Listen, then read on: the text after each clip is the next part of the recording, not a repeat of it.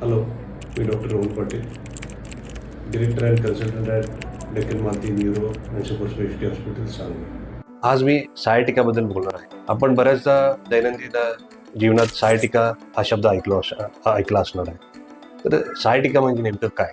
Sciatica म्हणजे back pain that goes to a leg, म्हणजे कमरेतलं दुखणं जे एका पायाला जातं त्याला आपण सायटिका म्हणतो. तर त्याची बरीच कारणं आहेत. एक म्हणजे स्लिप डिस्क. कुठलीही पॅथॉलॉजी जी आपल्या नर्वला दाबते त्याच्यामुळे सायटिका होऊ शकतं. तर as I said, slip disc एक कारण आहे त्याचं.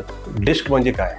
डिस्क एक जेल लेग स्ट्रक्चर असतं जे आपल्या दोन व्हर्टिब्रल बॉडीजच्या मध्ये असतं. व्हर्टिब्रल बॉडीज म्हणजे मणके, आणि ते शॉक ॲब्झॉर्बरचं काम करतं. दुसरं कारण आहे ऑस्टिओफाइट्स. नवीन बोल फॉर्मेशन होतं आपल्या चकत्यांच्या इकडं, आणि त्याच्यामुळं ती नस दाबली जाते आणि त्यामुळे सायटिका होऊ शकतो. तिसरं कारण आहे फॉल, पडणे, आणि पडल्यामुळं आपल्या मणकाचं हाड फ्रॅक्चर होणे आणि ते हाड आपल्या नसांवरती दाब देतं.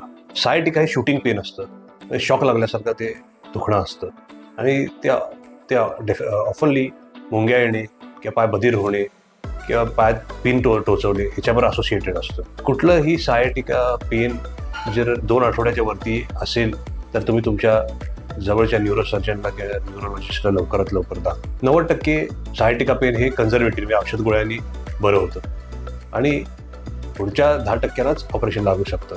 आणि ते मला ऑपरेशनचे बरेच प्रकार आहेत. आता रिसेंटली ॲडव्हान्सेसमध्ये मिनिमल इन्व्हेसिव्ह स्पाईन आहे, ज्यात अगदी एका छिद्रातून ती डिस्क काढली जाते, चकती काढली जाते, आणि पेशंट हा अगदी पुढच्या दिवशी चालायला लागतो, आणि 2 ते 3 दिवसाचा डिस्चार्ज दिला जातो patient. So take care. Thank you.